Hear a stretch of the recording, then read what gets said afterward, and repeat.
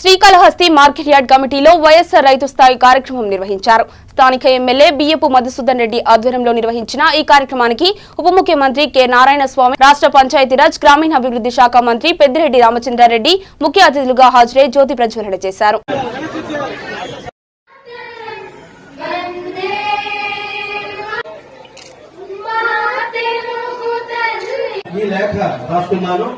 మన ప్రభుత్వం అధికారంలోకి వచ్చి 4 నెలలైంది. ఈరోజు వైఎస్ఆర్ పార్టీ రైతు భరోసా అని పేరు పెట్టి సంవత్సరానికి 13,500 రూపాయలు ప్రతి కుటుంబానికి కూడా అర్హత ఉన్నా కూడా ఈ రోజే మళ్ళీ మార్పు చేస్తారు. పెద్దిరెడ్డి రామచంద్రరెడ్డి గారు అందరూ కలిసి మాట్లాడి ఒక ఉద్యోగం చేస్తుంటే కూడా 70 మంది ఒకే తూరి 13,500 ఇస్తానని అప్పుడే ఈ రోజు పేపర్లో చంద్రబాబు నాయుడు ఒక మాట చెప్పాడు. అయ్యా బాబు, దయచేసి నువ్వు ప్రజలకు మేలు చేస్తే నువ్వు ఖర్చు పని చేయి, ప్రజలకు మేము అన్యాయం చేస్తే నువ్వు ఎత్తి చూపించు.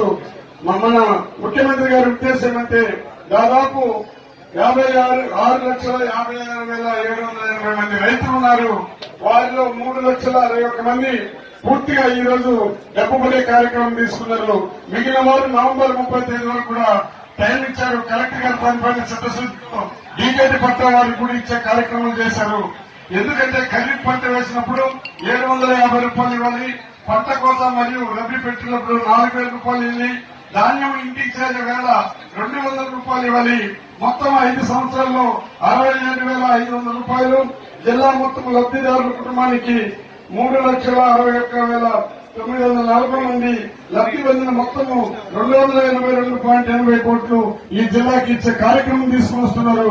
చంద్రబాబుకు నా విజ్ఞప్తి ఏమంటే మళ్ళా తిరిగి ఎన్నికలు పోకూడదు అనే ఆలోచన మన స్పీకర్ ముఖ్యమంత్రి జగన్మోహన్ రెడ్డి గారు చేశారనేది మీరు ఆలోచన చేయాలని మీకు మనవి చేస్తున్నాను.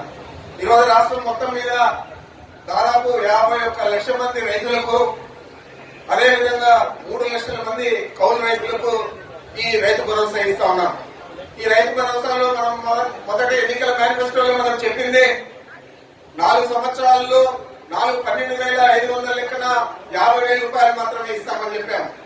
పరిస్థితి చూసి కరువులు అనేక ఇబ్బందులు చూసి ఆయన స్పందించి 5 సంవత్సరాల వల్ల ఇచ్చేది కూడా మనం ఇంకా 1,000 రూపాయలు పెంచి ఒక్కో సంవత్సరం 13,500 లెక్కన ఇస్తూ 50,000 నుంచి 60,500లకు పెంచడం జరిగిందని కూడా మీకు మనవి చేస్తా ఉన్నాను.